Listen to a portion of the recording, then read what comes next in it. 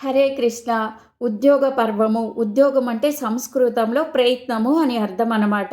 ఒక పురుషుడిగా పుట్టిన వాడికి కష్టం వచ్చినప్పుడు బాధపడుతూ, ఏడుస్తూ కూర్చోకూడదు. ఆ కష్టంలో నుంచి బయటికి రావటానికి ప్రయత్నించాలన్నమాట. అదే పురుషుడి యొక్క లక్షణం. ఇప్పుడు ధర్మరాజు చేసేది కూడా అదే. ఈ ఉద్యోగ పర్వం చాలా అద్భుతమైన ఘట్టం. దీనిలో మనం చాలా విషయాలు తెలుసుకోవచ్చు.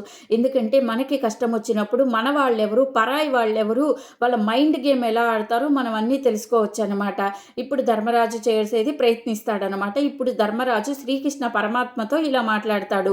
వీళ్ళు ఉపప్లావ్యంలో ఉన్నారు కాబట్టి అక్కడ ఆ సభలో ఎవరెవరు ఉన్నారంటే శ్రీకృష్ణ పరమాత్మ, సాధ్వికి, బలరాముడు, పాండవులు ఉన్నారు. ఇప్పుడు ధర్మరాజు కృష్ణుడితో చెప్తాడు, మేము 12 ఏళ్ల అజ్ఞాతవాసం, అరణ్యవాసం మొత్తం చేశాం మా ధర్మం ప్రకారము. కానీ దుర్యోధనుడు దూతను పంపించి వాళ్ళు వార్తను పంపించారు. వాళ్ళ సలహాలు, ఆలోచనలు మాత్రం చూస్తే వాళ్ళు మాకు రాజ్యం ఇచ్చేలాగా లేరు కృష్ణ అని చెప్తాడనమాట.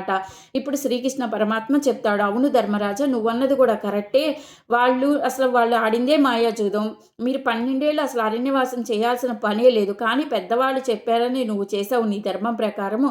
నీ ఆలోచన కూడా కరెక్టే.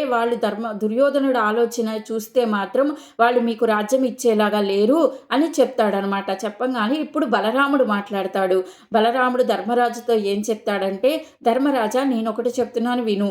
వాళ్ళు జూదానికి పిలిచారు, నువ్వు రాను అని చెప్పొచ్చు, కానీ నువ్వు వెళ్ళావు. అది వాళ్ళు జూదమని చెప్పారు, కానీ నీకు మాయా జూదమని తెలుసు, కానీ నువ్వు ఆడను అని చెప్పొచ్చు, కానీ అందులో మోసపోయావు, ఓడిపోయావు.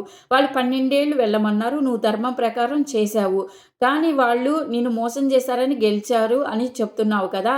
వాళ్ళ నుంచి చూస్తే మాత్రం నాకు ఏమీ అధర్మంగా అనిపించట్లేదు. కానీ నువ్వు ఇప్పుడు ఏం చేస్తావంటే, నువ్వు వెళ్ళి వాళ్ళ దగ్గర ప్రాధేయపడి నీ రాజ్యాన్ని నువ్వు కీయమని అడగమని బలరాముడు చెప్తాడనమాట. చెప్పంగానే సాధ్వికి ఉంటాడుగా, సాధ్వికి ఇంకా మాట్లాడతాడు.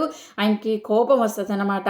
బలరాముడు అన్న మాటలకి సాధ్వికి శ్రీకృష్ణ పరమాత్మకి కుడి భుజం లాంటివాడు. ఆయన మాట్లాడతాడు. ఏం మాట్లాడుతాడో నేను నెక్స్ట్ వీడియోలో చెప్తాను. హరే కృష్ణ.